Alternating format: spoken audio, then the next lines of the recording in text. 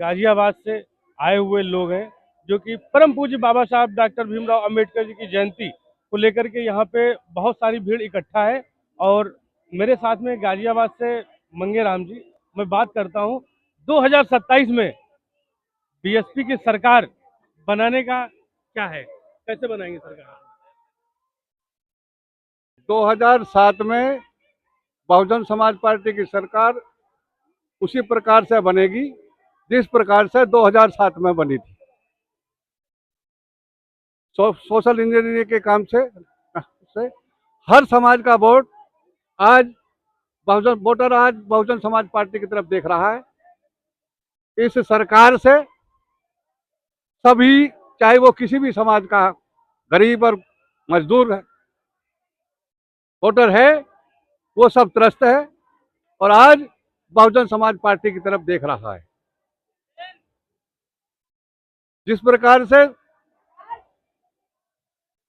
9 अक्टूबर की रैली में इन सबको दिखा दिया था कि ये बहुजन समाज अब 2007 की पुनरावृत्ति करेगा।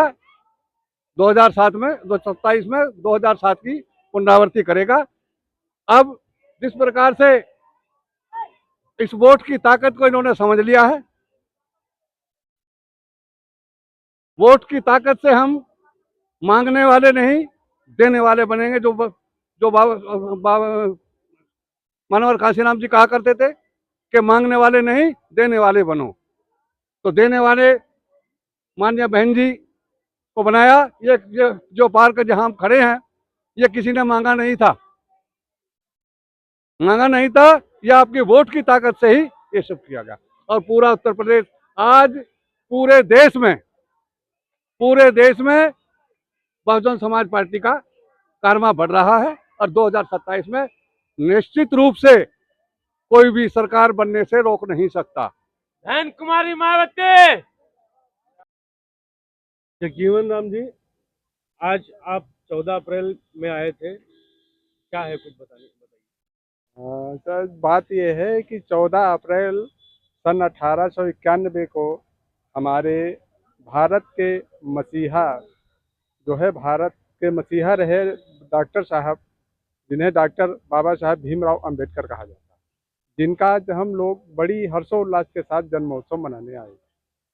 वही राजधानी लखनऊ, यूपी की राजधानी लखनऊ में सर्व समाज ने ठाना है बीएसपी को लाना है।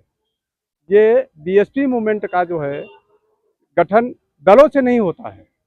जैसे 2007 से 12 में माननीय बहन जी ने सर्व समाज का संगठन बनाया था, वैसे इस बार भी 2027 में माननीय बहन जी ने दलों से न गठबंधन करके सर्वजन हिताय सर्वजन सुखाय की नीति पर चलकर सर्व धर्मों का ही सम्मान करने के वास्ते ही बीएसपी रास्ते में आती है और ये काम करती है। माननीय बहन जी का संदेश है कि सर्वजन हिताय सर्वजन सुखाय, और खासकर जो है इस गवर्नमेंट से जो है युवा वर्ग बहुत उपेक्षित हुआ है, उसे कोई रोजगार नहीं मिला है।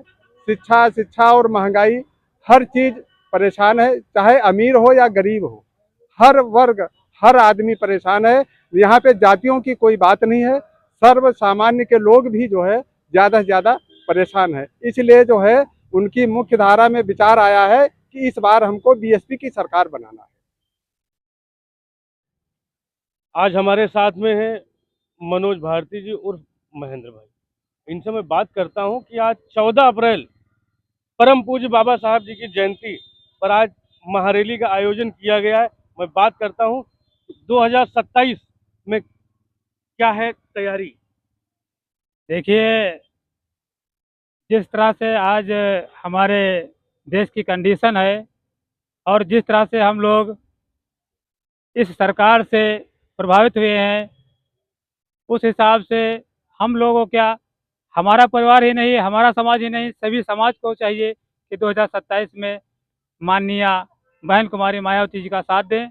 और हम लोग यहाँ अगर आज एकत्रित हुए हैं तो सिर्फ और सिर्फ बहन जी को 2027 में लाने के लिए ही एकत्रित हुए हैं। बाबा साहब का जन्मदिन 14 अप्रैल को हर वर्ष मनाया जाता है, लेकिन यहाँ देखने को मिल रहा है कि हर वर्ष तादाद बढ़ती ही जा रही है। विरोधी पार्टियां इसे रोकने की बहुतायत कोशिश करती हैं, लेकिन ये मिशन रुकने वाला नहीं है। हम लोगों की जो ये हमारा युवा साथी है, ये इस मिशन को कभी रोकने नहीं देगा।